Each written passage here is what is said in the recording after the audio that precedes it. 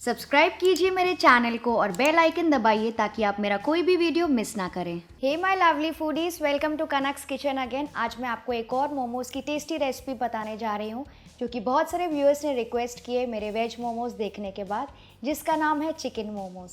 Chicken momos आप easily घर पे बना सकते हैं, बिल्कुल बाहर की तरह, और ये घर पे बहुत ही जूसी और मॉइस्ट बनता है, लेकिन आपको कुछ चीज़ों का ध्यान रखना होता है। तो चलिए देखते हैं ये डेलिशियस और माउथ वाटरिंग चिकन मोमोज़ कैसे बनाते हैं घर पे।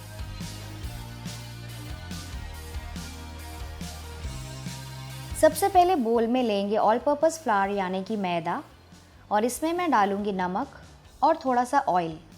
इसे अच्छे से मिक्स कर लेंगे पहले अपने हाथों से, और इसके बाद मैं इसमें थोड़ा थोड़ा पानी ऐड करके इसको अच्छे से गूँथ लूँगी एक आटा बनाने के लिए। तो आप ध्यान रखिए कि पानी इसमें थोड़ा थोड़ा ऐड करते जाइए, और फिर इसका सेमी सॉफ्ट डो तैयार करना है। ये देखिए, ये सेमी सॉफ्ट डो तैयार है। इसे बहुत ज़्यादा हार्ड नहीं बनाना है। इसे किसी भी हल्के गीले कपड़े से कवर करके साइड में रख दीजिए रेस्ट करने के लिए, कम से कम half an hour to 45 minutes के लिए। नेक्स्ट यहाँ पे मैंने ये रेडी चिकन कीमा लिया है। ये इजीली अवेलेबल है मार्केट में, पर अगर आपको रेडी चिकन कीमा ना मिले तो आप बोनलेस चिकन ब्रेस्ट के पीसेस को मिक्सी में पीस के इस तरह से बना सकते हैं।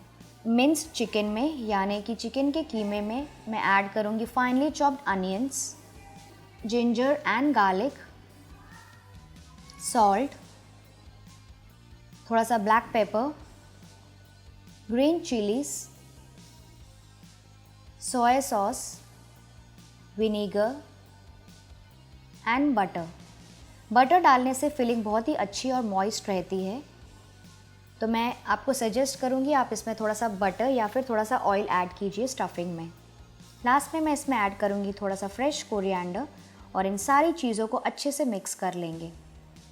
अगर आपको चाहिए तो यहाँ पे आप स्प्रिंग अनियंस भी यूज़ कर सकते हैं चिकन के साथ, और अगर आपको चाहिए तो आप और भी वेजिटेबल्स इसमें ऐड कर सकते हैं, लेकिन मेक श्योर वो फाइनली चॉप्ड रहें। अब ये फिलिंग रेडी है। अब इस आटे को मैं फिर से 1 मिनट के लिए और गूँथ लूँगी थोड़ा सा ऑयल ऐड करके, और फिर इस आटे का थोड़ा सा पोर्शन लेना है अपने हाथों में, और थोड़े से सूखे आटे के साथ इसकी बड़ी सी एक शीट तैयार कर लेंगे। तो इसे अच्छे से बेल लीजिए। तो अगर आपको चाहिए तो आप इसमें थोड़ा सा सूखा आटा और भी डाल सकते हैं। तो इसे अच्छे से एक बड़ी रोटी के जैसे बेलना है। इसे बहुत ज़्यादा मोटा या बहुत ज़्यादा पतला नहीं रखना है। एक बार ये अच्छे से बड़ी शीट में बेल जाए, अब इसके राउंडल्स तैयार करेंगे। तो इसके लिए आप कोई भी कुकी कटर या फिर जार का लिड यूज़ कर सकते हैं। यहाँ पे मैं ये जार का लिड यूज़ कर रही हूँ, और इससे इसके राउंडल्स काट लेंगे। एक बार उसके राउंडल्स कट जाएं, उसके बाद फिर से उस राउंडल को हम थोड़ा सा और बेलेंगे ताकि वो बीच में थोड़ा सा थिक रहे और उसके एजेस थोड़े से पतले होने चाहिए। अब एक छोटा राउंडल लेंगे और थोड़ी सी स्टफिंग सेंटर में रखेंगे, और अब इसको शेप देना स्टार्ट करेंगे। तो हम सबसे पहले एक साइड में इसको शेप देंगे। तो हम स्टार्ट करते हैं।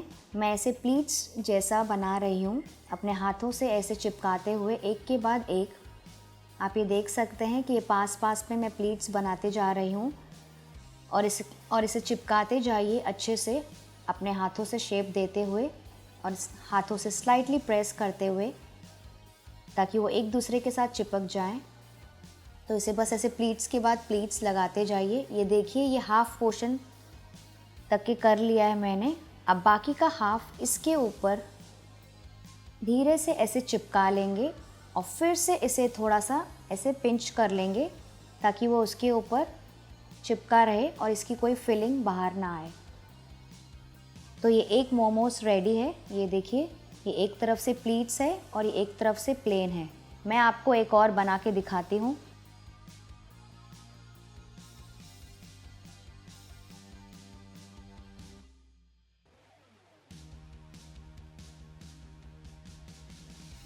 तो इसी तरह से सारे मोमोज तैयार कर लीजिए। आप चाहें तो कोई भी शेप दे सकते हैं, आपको जो कंफर्टेबल हो। तो अब ये पूरा बैच रेडी हो गया है, आप ये देखिए। और यहाँ पे मैंने एक कंटेनर में पानी बॉईल करने के लिए रखा है, जिसके ऊपर हम अपने मोमोज स्टीम करेंगे।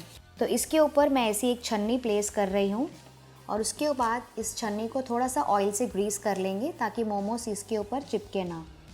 अब सारे मोमोस प्लेस कर लेंगे छन्नी के ऊपर, एक के बाद एक थोड़ा सा स्पेस रखते हुए।